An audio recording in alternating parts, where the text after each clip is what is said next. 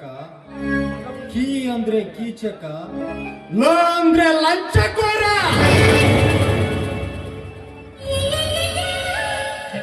ಇವರೆಲ್ಲರನ್ನು ನಿರ್ನಾಮ ಮಾಡುವವನೇ ನಿಜವಾದ ವಕೀಲ. ಭವ್ಯ ಭಾರತದಲ್ಲಿ ಅನ್ಯಾಯ, ಅಧರ್ಮ, ಸತ್ಯ, ಅಹಿಂಸೆಯನ್ನು ಮೆಟ್ಟಿ ನಿಲ್ಲುವವನೇ ನಿಜವಾದ ವಕೀಲ. ನ್ಯಾಯ, ನೀತಿ, ಧರ್ಮವನ್ನು ಎತ್ತಿಡಿಯುವವನೇ ನಿಜವಾದ ವಕೀಲ.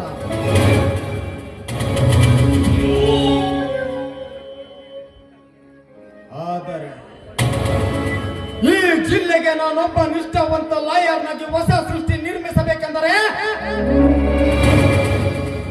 ಅಷ್ಟಾವರಣ ತುಂಬಿದ ಆ ಪಲ್ಲವಿಯತ್ತ ಹೊರಟಿತಲ್ಲ ನನ್ನ ಮನ.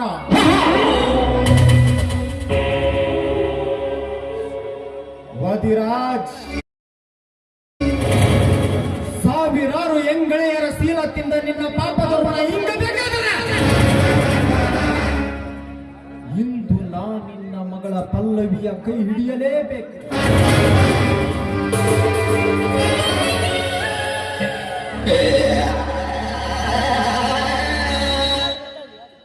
ಆವಿನಂತೆ ವಿಷ ತುಂಬಿಕೊಂಡಿರುವ ನನ್ನ 10 ವರ್ಷದ ಹಳೆಯ ಸೀಡ ತೀರಬೇಕಾದರೆ ಎಳೆ ಎಳೆಯಾಗಿ ಸೆಳೆದುಕೊಳ್ಳಬೇಕು ನೆಪದಲ್ಲೇ. ವಾದಿರಾಜ್, ನೀನಾಗೆ ಬಂದು ಈ ತ್ಯಾಗರಾಜನ ಕರಿಕೋಡಿನ ಕುಡಿಲ ಕಾರಸ್ಥಾನದಲ್ಲಿ ಸಿಕ್ಕಿ ಹಾಕಿಕೊಂಡಿರುವೆ ಎಂದಾಗ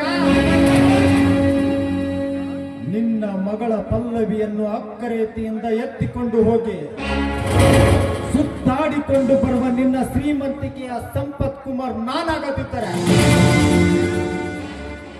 ನನ್ನ ಹೆಸರು ಖತರ್ನಾಕ್ ವಕೀಲ ತ್ಯಾಗರಾಜನೇ ಅಲ್ಲ.